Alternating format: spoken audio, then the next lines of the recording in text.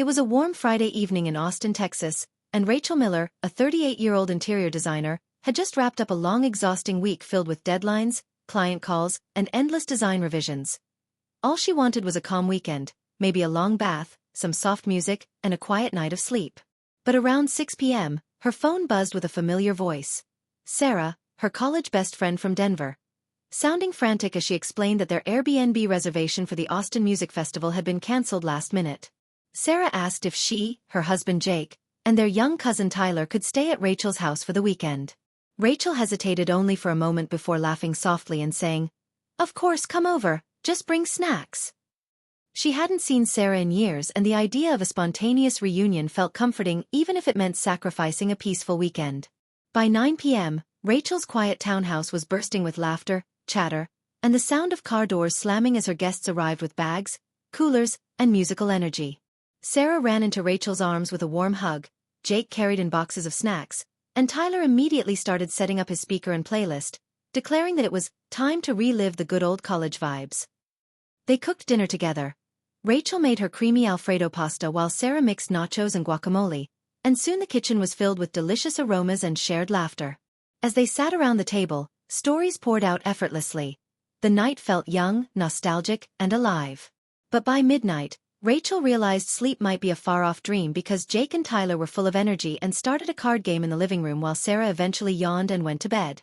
Rachel retreated to her room hoping the laughter would fade, but the music, shuffling cards, and bursts of laughter filtered through the walls. At 2:30 a.m., she gave up, threw on her robe, and walked out smiling.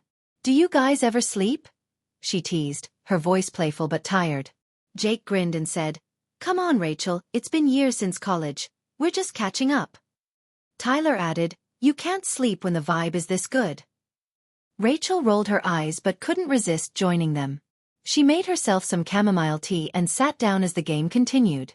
The conversation turned deep and meaningful, about their jobs, how life had changed, dreams unfulfilled, and the strange comfort of old friendships that felt timeless. They reminisced about late-night study sessions, embarrassing moments, and people they once loved. Rachel found herself laughing harder than she had in months. By 4 a.m., she was completely awake, surrounded by the warmth of people who reminded her who she used to be.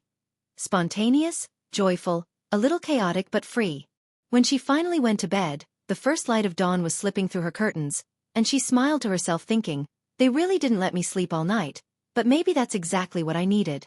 The next morning, the smell of coffee filled the air as Sarah stood in the kitchen brewing a fresh pot while Jake fried eggs and Tyler attempted pancakes, which turned out more like abstract art. Rachel walked in, hair messy and eyes half closed, but she was laughing. "Sleep okay?" Sarah asked teasingly, and Rachel replied, "Not a wink, but it was totally worth it."